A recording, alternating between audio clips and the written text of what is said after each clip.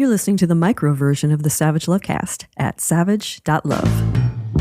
If you're stuck in a relationship quandary, or if you're looking for sexual harmony, well, there's nothing you can't ask on the Savage Lovecast. I'm traveling today, so a briefer than usual intro this week, and a brief explanation right here at the top of that sound you're about to hear, which is Nancy banging her head on her desk because Nancy doesn't like it when I talk about television. Even a show like The White Lotus Season 2, which was all about infidelity and sustaining desire and long-term relationships and coming out and sex work and evil gays, all topics squarely in the Savage Love wheelhouse. But Nancy, my producer, someone whose opinion I value more highly than just about anyone else's, including my own, whenever I start talking about television, whenever I digress into a TV show, she glares at me, and when I'm done, tells me she's just going to edit it out. But show's got to have an intro, and if all I talk about during this intro is my new favorite prestige television program, and Nancy isn't here to glare at me, maybe I can get away with talking about the prestige television program that I am currently obsessed with. MILF Manor. I know. I talked about MILF Manor at the top of last week's show briefly before moving on to other things, and I hadn't even seen it yet. Now I've seen it, and now I'm even more obsessed, and I'm not alone. The Guardian, The Observer, The Los Angeles Times, Rolling Stone, Variety all have written reviews and think pieces about MILF Manor, the new TLC dating show where 8 moms and their sons try to find love in a villa in a very scrubby-looking part of Mexico.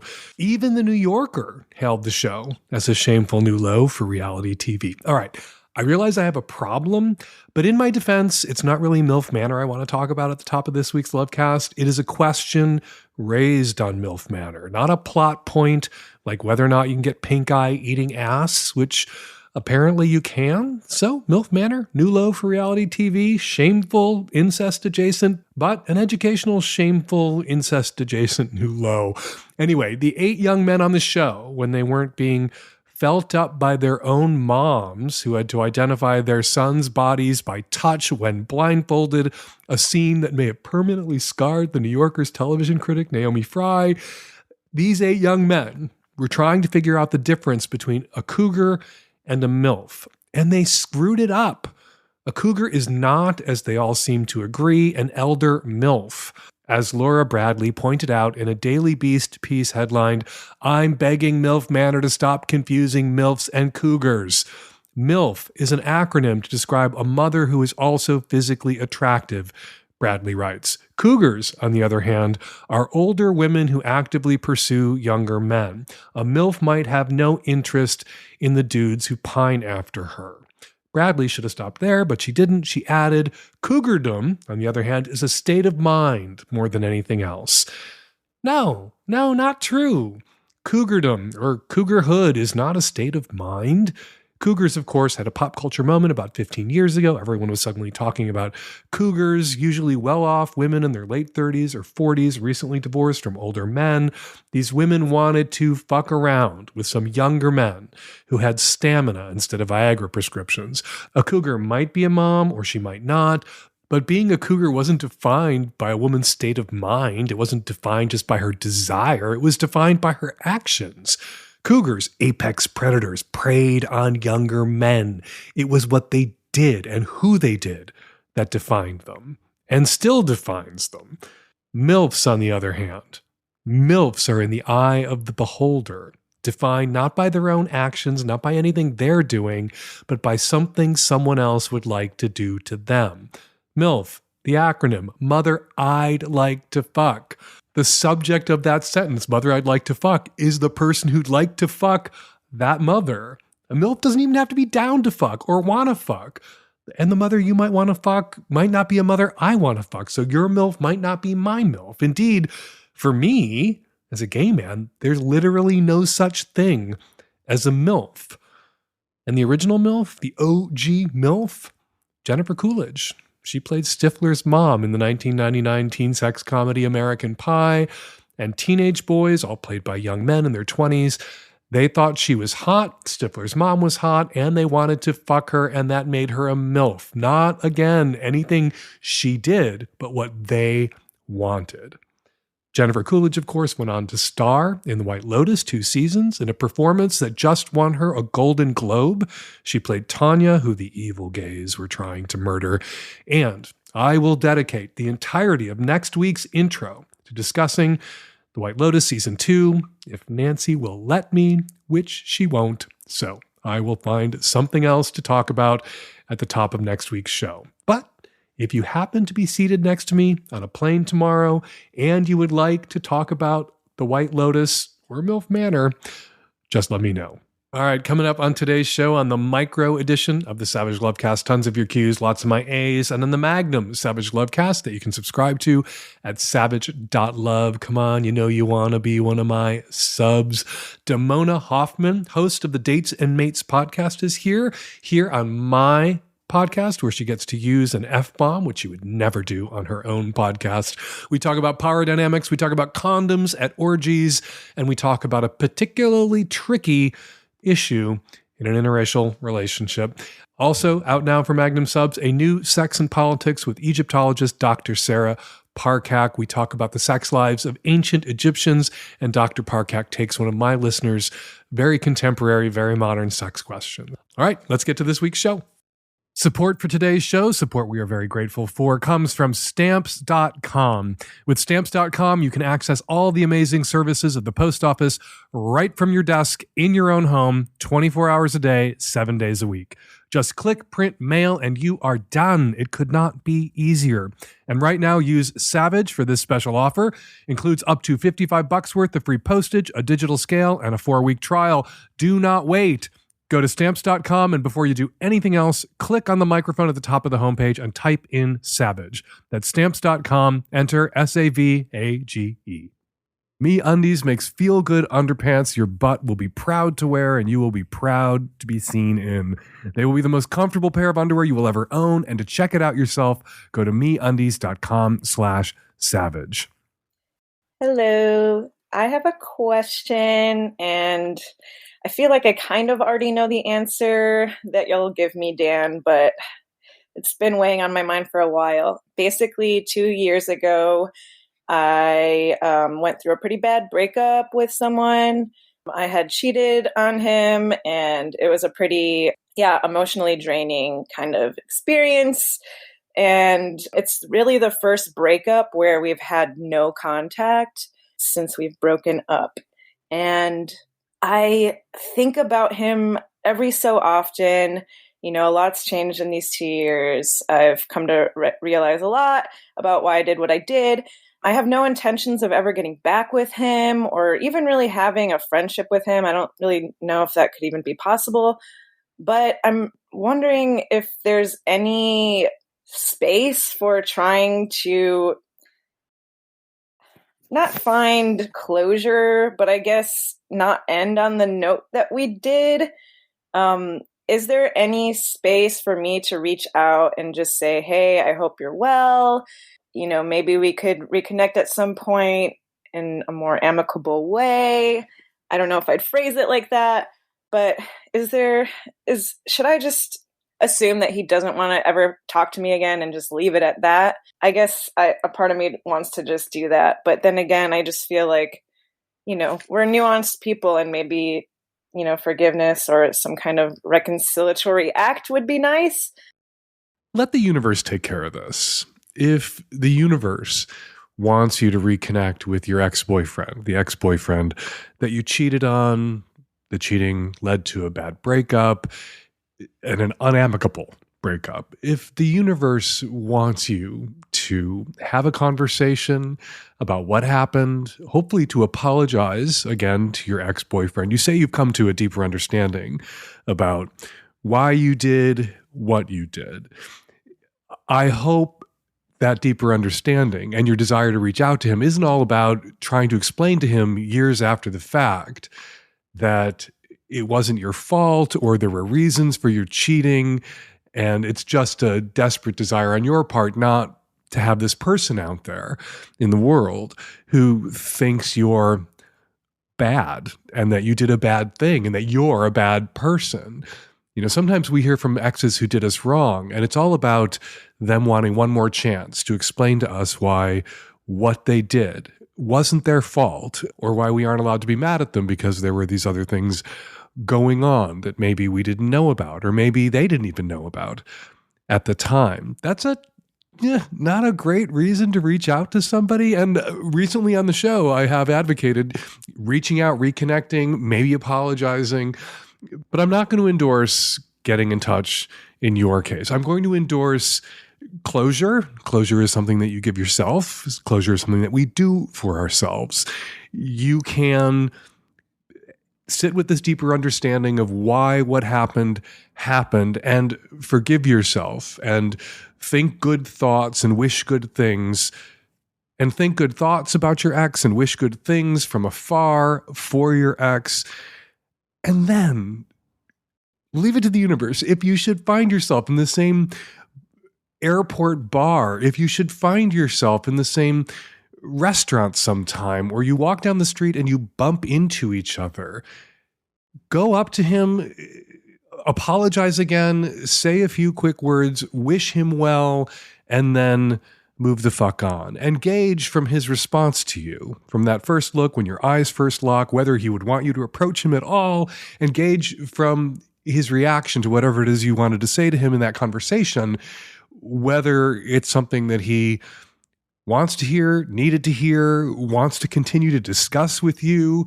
And if it's not something he wanted to hear, needs to hear, or maybe he wanted to hear it, is happy to hear it, but is clearly giving off a "and we're done" vibe, say goodbye and walk away. But don't reach out. Don't reach out.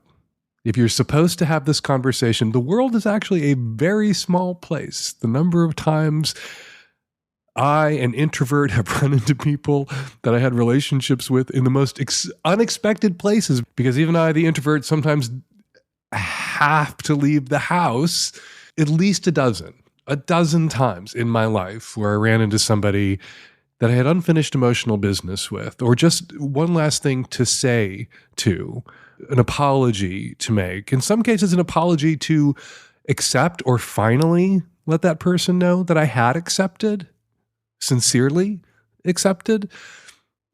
At least a dozen. And I mentioned restaurants, I mentioned airport bars, and I mentioned on the street, because the last 3 times this happened to me: airport bar, restaurant, on the street.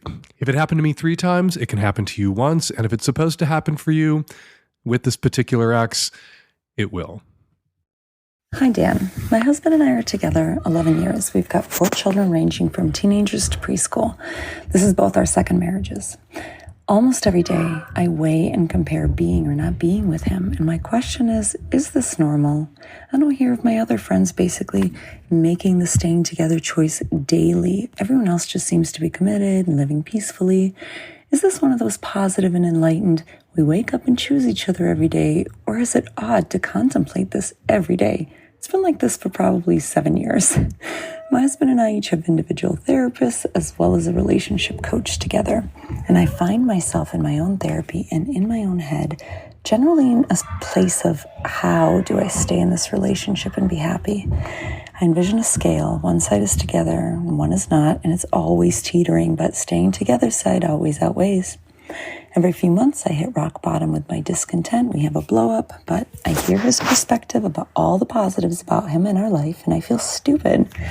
The strong positives about being with him are that we work great together as parents. The entire extended family whom I love, and they love me. Our home and our finances, which are plentiful.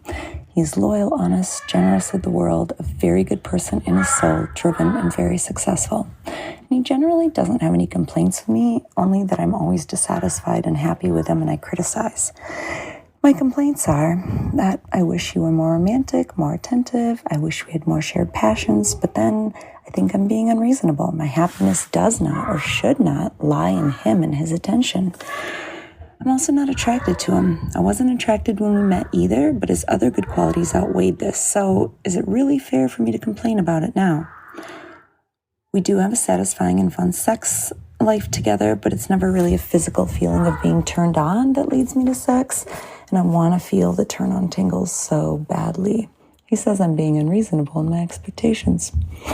We have tried various forms of non-monogamy on and off over the past 6 years, but I wonder if my desire for outside people is just to satisfy what I'm missing.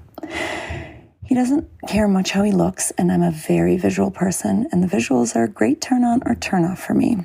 I also nag him about his grooming, his diet, his fitness. We don't match up there. And so all of these things toil in my head daily. Is it normal that I consider the scale every day and let the scale tip to being together with this man for the wonderful qualities that he possesses and the commitment I hold to my family? Then how do I let go of my complaints and just let myself be happy with what is and what isn't?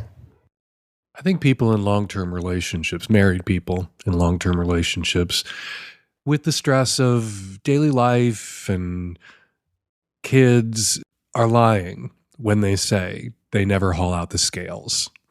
They never put everything that their relationship is and everything their relationship isn't on one side of the scale, really, and everything that could be possible for them if they were out of that relationship on the other side of the scale.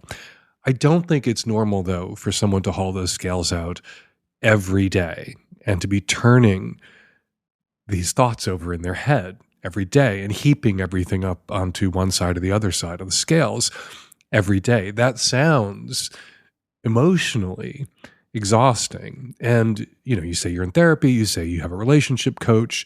It sounds like you have a lot of very open and honest and direct conversations with your husband about how you're feeling. And just as it's exhausting for you every day to haul those scales out, it must be a little emotionally exhausting for him to know that every day you're making a decision about whether to stay or not, that every day he can hear the clanking of the scales as you haul them out, I guess first thing in the morning when you wake up. I agree with your husband to the extent that you might be more at peace in this relationship and hauling those scales out maybe every once in a while and not every day, every once in a while, like a normal married person with the normal anxieties and regrets and resentments that build up over time in any marriage. If you adjusted your expectations, maybe you'd be hauling those scales out once in a while and not every day. There is so much good here. You love your husband. You are great parents together. He is a caring individual. You were never physically attracted to him, and the sex that you have with him, while pleasurable, isn't sex that gives you the tingles. And yet one of your complaints is that you wish you were more romantic and more attentive. Do you really? If you're not attracted to him, and you could take or leave the sex, but when you haul the scales out for the sex, it ends up on the pleasurable side of the scales. Pleasurable ends up outweighing what's unpleasurable or annoying about sex. But do you really want him to be more romantic, more attentive, this person that you have okay sex with, but that you're not physically attracted to and who has to be nagged about his personal hygiene routines? What you're lacking here, I think, in the relationship and the solution that seems obvious, and so obvious a solution that you mention having already tried some forms of openness. What you want is NRE. What you want is new relationship energy. What you want are those tingles you never had with your husband.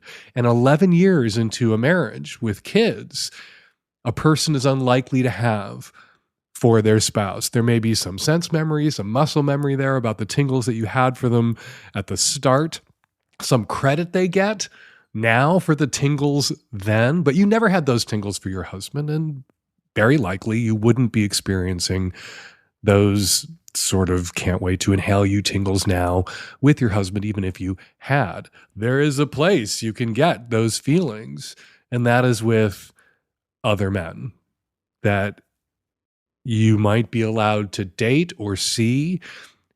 Now you have 4 young children. Logistically, it's difficult for somebody with 4 young children, the responsibilities of parenthood to, you're not a single woman out there in the world dating. You're not even a person in an open relationship with a lot of free time on her hands out there in the world able to date. You're a parent involved in that endless relay race that is parenting. But if there was some allowance for occasional connections, when possible, with others, you might resent your husband less.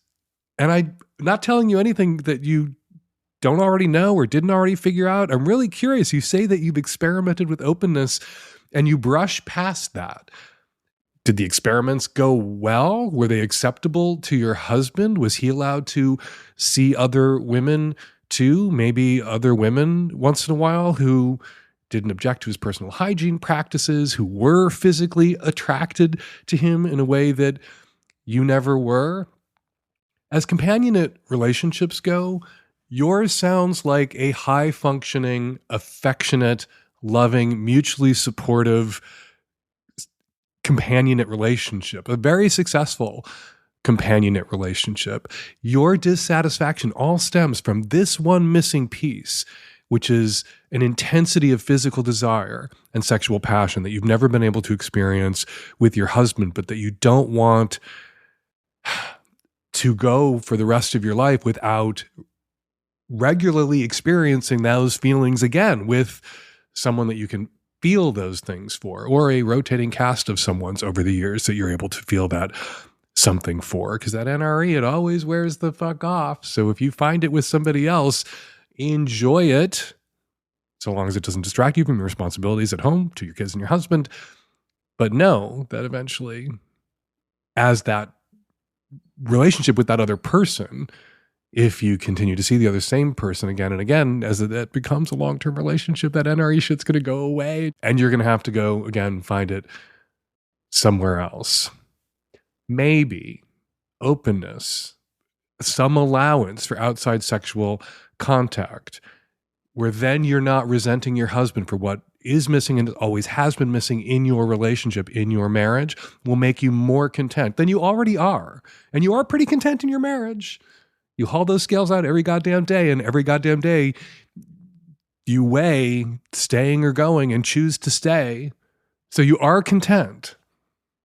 You're just not as content as you could be. Definitely something to speak with your relationship coach about, together with your husband, and something to speak with your therapist about.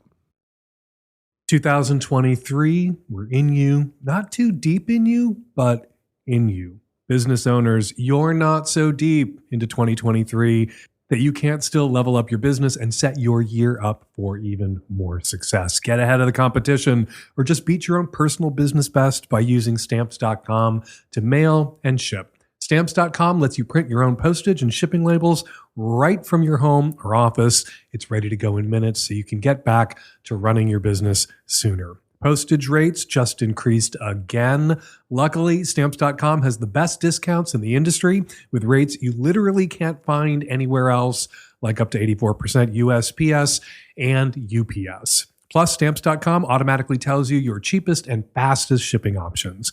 For 25 years, Stamps.com has been indispensable for over 1 million businesses. Get access to the USPS and UPS shipping services you need to run your business right from your computer anytime, day or night. No lines, no traffic, no waiting. And if you sell products online, Stamps.com seamlessly connects with every major marketplace and shopping cart. Use Stamps.com to print postage wherever you do business. All you need is a computer and printer.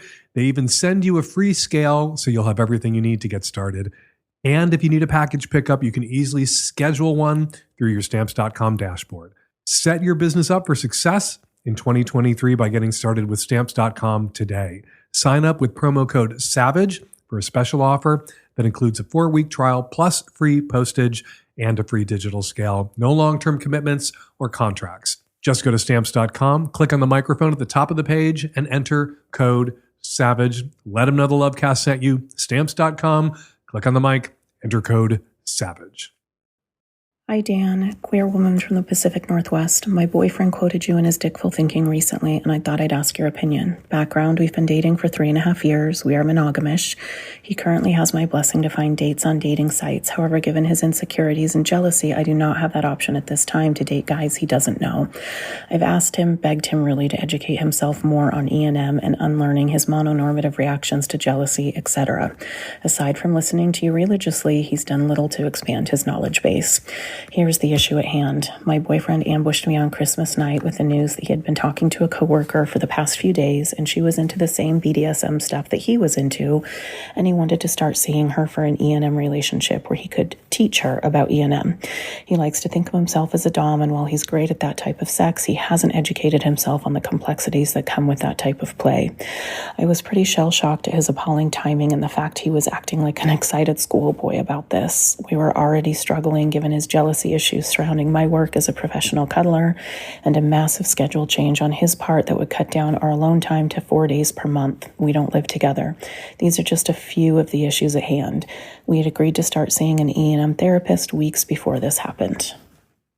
He was unable to hear my concerns around her age. She's 23, he's 50. Mostly her lack of experience in BDSM, which can be fraught with emotional connection and feelings that neither of them are likely equipped to understand, given one, her lack of experience, and two, his lack of learning. And then there's the fact that they work together. He isn't her supervisor, but holds a position of respect. She could very, very easily blow up his world if she chose to. I'm imagining her showing bruises to management if she gets burned in this relationship and saying that he violated her and he could lose his job and potentially his license. I saw their text messages, and what he characterized as a bit of texting was nothing of the sort. His reasoning when I brought up my hurt around the messages and the fact that he barely talked about being ENM was that Dan Savage says it's hard for ENM guys to get dates and they should roll it out slowly, and this was his plan. She has no interest in ENM, Dan. She just wants a daddy and was already calling him this in their exchanges, which he didn't correct. There was nothing ethical about how he handled this situation, and because of everything that's already going on with us, I vetoed her. He's still actively pining over her 3 weeks later and is, quote, trying to do the right thing, but this makes him want it even more. He's cheated in every previous monogamous relationship he has had, and even though he's now in an ENM relationship, it feels like he's going to give in to this urge despite my deep discomfort and concern. I should also mention my ex-husband cheated on me with a coworker. I'm heartbroken at his dishonesty and his inability to really sit in reality. I can't abide this cis-het male bullshit of not being able to control their dick. Am I being a bitch? I don't understand how he could become so gorked out over this girl he doesn't even know. It feels like there are 3 people in this relationship now, and I'm not sure how to get through this. All right, just off the top of my head, because I'm not going to listen to your call again, he's bad at ethical non-monogamy. He's enforcing a double standard where he's allowed to trawl dating apps and also pick up people who work under him, wherever it is that he's licensed to do whatever it is that he does. And you are not allowed to hook up with strangers. I don't know what that means. Hook up with people you might meet on dating apps. Hook up with people that you two aren't meeting together that he doesn't get to vet. And he's into BDSM as a dom, and you say he hasn't educated himself on the complexities and the emotional complexities of BDSM play. And here he is blundering into a relationship with a much younger woman who, if things go south, could blow up his life in ways that he might deserve to have his life blown up in if he's looking for BDSM play partners at work who are less than half his age. Break the fuck up with this guy. Why are you still with this guy?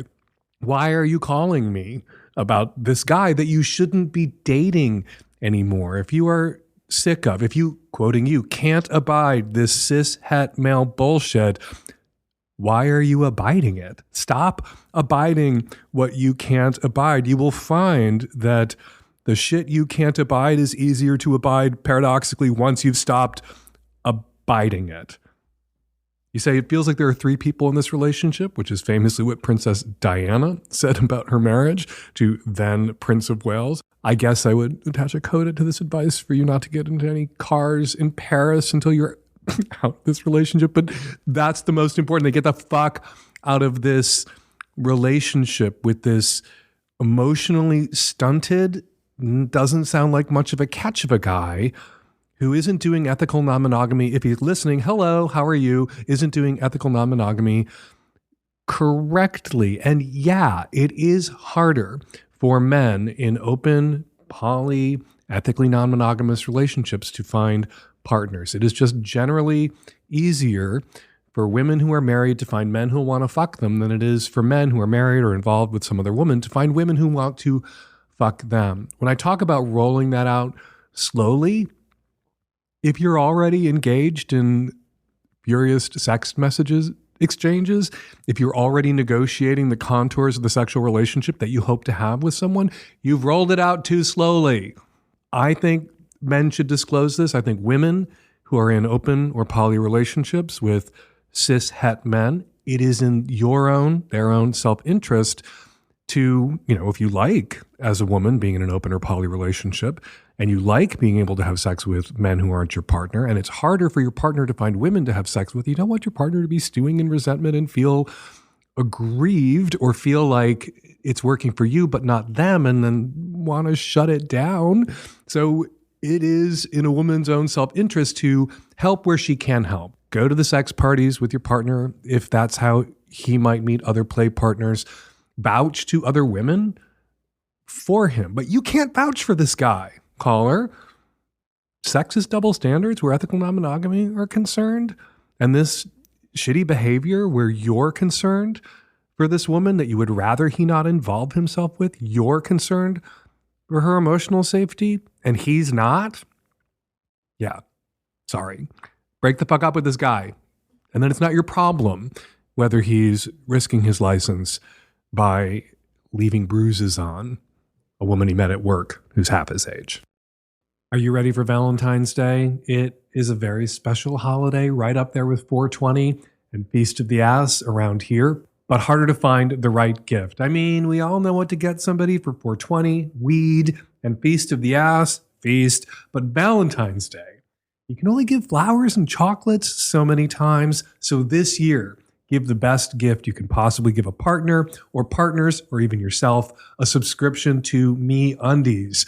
A subscription to MeUndies, it's a gift that keeps coming, and who doesn't like the sound of that? For Valentine's Day, get 25% off your first purchase, plus get free standard shipping and free returns when you go to MeUndies.com/savage. MeUndies has super comfortable and cute undies, bralettes, loungewear, and more in flirty new prints for this Valentine's Day. Get something that matches with someone you love, or you can match with your favorite ball of fur for the cutest pics anyone has ever seen. Available in sizes XS through 4XL, they have something for every booty to fall in love with. My booty, my personal booty, has been in love with their lounge pants for years. Nancy and both of her daughters love their MeUndies boy shorts, which come every month. MeUndies has a great offer for my listeners for Valentine's Day. Get 25% off your first order and free shipping right to your door or right to the door of your Valentine. To get 25% off your first order, free U.S. shipping, and to chat with their incredible Cheek Squad about any questions regarding sizing concerns, go to MeUndies.com/savage. That's MeUndies.com/savage. Let them know the Lovecast sent you. MeUndies.com/savage. Hi, Dan. Late 30s, cis male living in a major Midwestern city. And I am considering buying my wife a vibrator, and I was hoping that you or Nancy or some of your listeners might be able to weigh in on whether or not this is a good idea. So she just had a baby a few months ago. It's our second child. The first was delivered through C-section. The second was delivered vaginally. And ever since she gave birth, her stuff just doesn't work the way it used to. So she's having some trouble having an orgasm on the rare occasions that we were able to have sex. So we need to figure out how it works down there so that she can start experiencing pleasure again. The trouble is with two children, we just don't have very many opportunities to have sex, and when we do, we're on the clock. So I think if I buy her a vibrator, then, she'll at least be able to have an orgasm every once in a while until we are able to have sex more regularly. And I guess I just wanted some advice on whether or not this is the right way to go. Nancy's sitting across the table from me, and I'm going to ask her for the thumbs up or thumbs down on whether you should get your wife 8 weeks after the birth of your second child, a vaginal delivery, a vibrator. All right, Nancy refused to give me a thumbs up or thumbs down, and we had to go into an executive session. Nancy's feeling, and it's actually the feeling I share after listening to your call, is you need to ask her. You need to ask your wife. You don't need to ask Nancy. You don't need to ask my listeners. And you kind of didn't ask me. You asked me to ask Nancy and my listeners, which I've done. I kicked it to Nancy. Nancy feels, and I agree, that the person with the important opinion here is your wife who just shoved a human being through her vaginal canal. You say you guys are already having sex 8 weeks after the birth of your second child, and she's having a harder time experiencing pleasure. Well, yeah, I would expect so. I would expect 8 weeks after the birth of a child, which is a traumatic experience, that your wife would maybe not be in full swing. And I worry that you're selflessly wanting to get a vibrator for her is going to be interpreted possibly by her as you hurrying her along in the healing process, which sounds like she's pretty far along in that healing process if you two are already having sex. A vibrator can be a great thing.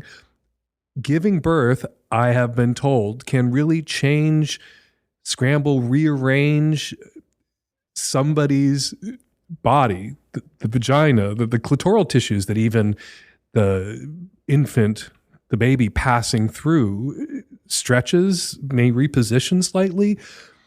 And it can take some time to find those new grooves, to carve those new neural pathways, to get back to the pleasure that you were having before. And some women do find that vibrators really help. Is your wife one of those women who would find a vibrator helpful? You know who knows the answer to that question? Your wife. Ask her. Go to her and say, honey, would you like a vibrator? We've never, apparently she doesn't have one already, didn't have one before. Would you like one now to see if that might help you get back to the orgasms you used to enjoy? Not for me. This is for private time. This is for you and your pleasure. Might redound to your benefit ultimately if sex is as pleasurable for her as it used to be, maybe with a vibrator as an assist, as a tool that you both use during partnered sex at some point down the road, and then see what she says. If she says yes, and she's likely to say yes, I think, if she feels this is coming from a genuine place and not a selfish place, a genuine concern for her pleasure, and not from a selfish place where you're disguising your concern for your own pleasure and your shared sex life with your wife in the drag of concern for hers. So make sure it's about her and her pleasure before you raise the subject with the person that you should have raised this subject with in the first place, her. Hi, Dan, 32-year-old gay man calling from New York City about my current relationship of 6 months. It's the best relationship I've ever been in, but there's a couple of small things that have been bothering me, and I'm curious what you think.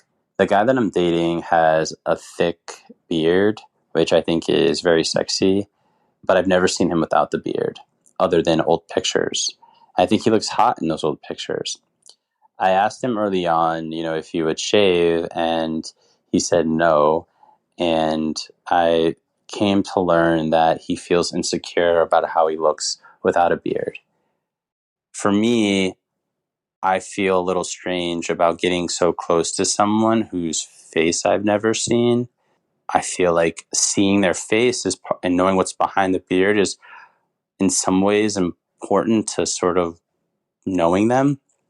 I'm not sure if this is a situation where it's his body and I have no right to tell him what to do, and, he can present himself in whatever way he wants and I just have to deal with it, or if there is something to seeing your partner's face uncovered and I'm sort of have some sort of place to say, hey, I'd love to see your face.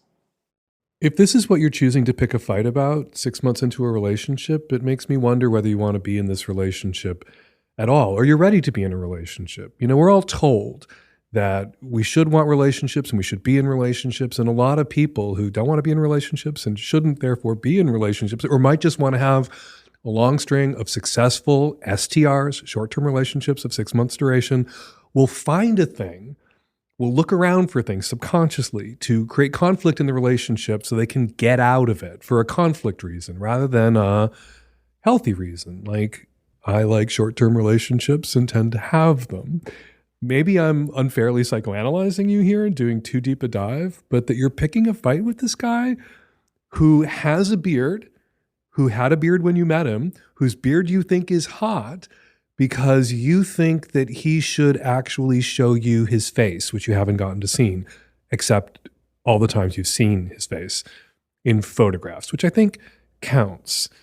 I haven't seen my husband's liver. I haven't seen my husband's kidneys. There's all sorts of parts of our partners that we don't get to see. And yeah, his body, you have no right to tell him what to do. To an extent, I think that's true. To a large extent. To 97% of whatever the extent might be, I think that is true. If I got a face tattoo, my boyfriend would break up with me. I will not get I don't want to get a face tattoo. I guess maybe only to test the limits of my control over my own body might I be tempted to get a face tattoo. But he can dictate to me about face tattoos because they would be unacceptable to him. So I wouldn't get one. So I always want to complicate or bring nuance to whenever anybody says, it's my partner's body. I have no right to tell him what to do, except in all the small ways we do kind of have a right to tell our partners what to do with their body by telling them what we would do with ours. You know, if Terry decided that his gender was eunuch, as some people have decided, as the WPATH guidelines now unpack treatment options for people whose gender identity is eunuch, he could do that with his body, but then he can't expect me and my body to stick around, right? Because he's not, he has no right to tell me that I have to stay in a relationship with him past the eunuchification. Anyway, there is something to seeing your partner's face uncovered. You've seen it uncovered in photographs. He decided he is more comfortable, feels better, looks better, is more confident with a beard. That you're trying to fight him on this, that's not about the beard. That's about wanting out of this relationship for a reason, for conflict, and generating that conflict. Or you have control issues that are going to complicate your relationships and result in your relationships being short-term and not always successful short-term relationships going forward. This ain't about the beard. It's about something else. You need to think about, I gave you two options. You need to think about which one or what other one it might be. All right, before we get to this week's listener response calls, let's share a little bit of the listener feedback that we got via email, DM, or comments at savage.love. John, a Savage Lovecast listener and a straight male swinger, wrote in via email to say, about the advice you gave, Dan, to the straight male caller who couldn't get it up at that straight orgy. The advice you gave may have been relevant for a gay guy who can't get it up at a gay orgy, but this is a proud heterosexual male. Having been in the lifestyle for 15 years, I can tell you this happens to more than half the men. What they do to remedy this, they take a double dose of Viagra like everyone else, and they have a boner for 10 hours straight. Good to know. Thanks for the input there, John. I am not recommending that anyone out there follow John's advice because doctors tell people who have an erection that lasts for more than 4 hours to leave the orgy or wherever they are and go to the emergency room. So unless you're a medical fetishist and you worked out a deal in advance with everyone at the ER, so you're not involving people in your kink without their consent, taking 2 boner pills to induce an erection that lands you in the ER after 10 hours, not okay. I advised a woman in her 50s in a sexless marriage of 3 decades to think about, I said it was the conservative option, to just think about staying and adjusting her expectations. The marriage was sexless. Her husband was fine with her seeking sex elsewhere, so she didn't have to choose between sex and her marriage, which was how she framed it. She could have both. Listeners objected, including Louise, who wrote, Dan's conservative side perspective to the woman in the sexless marriage shocked me. The caller said she had half a life multiple times and sounded miserable. Better to be alone than lonely with someone else around. Plus, she sounds like she has a lot going for her and is likely to have at least a few great adventures. And bookended by a discussion of desirable MILFs and a call where a man was advised to leave his sexless relationship, the answer was particularly puzzling. Well, it seems to me she could have adventures and stay in her marriage, and not every sexless relationship or sexless marriage is the same. But Kinread's seconded Louise, writing, "It's clear to me that this woman has taken on more than her fair share of the mental load in this relationship for decades. I think you can have a happy companionate marriage with someone if you have a true partnership, but she did not describe a relationship that sounded like a true partnership." Jessica writes, "That happened to me. I was in my house and some scuzzy dude was out on the street waving. I saw him through the kitchen window. He held up his little phone and there it was, unmistakably porn. It's extremely confusing. I felt violated. I felt unsafe and confused in my own house for a while. Luckily, that feeling has subsided." There aren't a lot of people in this world that I hate, but man, I hate flashers. In the flesh or digital, fuck those guys. All right, keep those comments, DMs, and emails coming. There is a comment thread on each and every Savage Lovecast at savage.love, and I read all your comments. And now let's listen to your response calls. Hey, Dan. This is a response call for the caller who has been having issues with her partner's 8-inch cock and having it bend.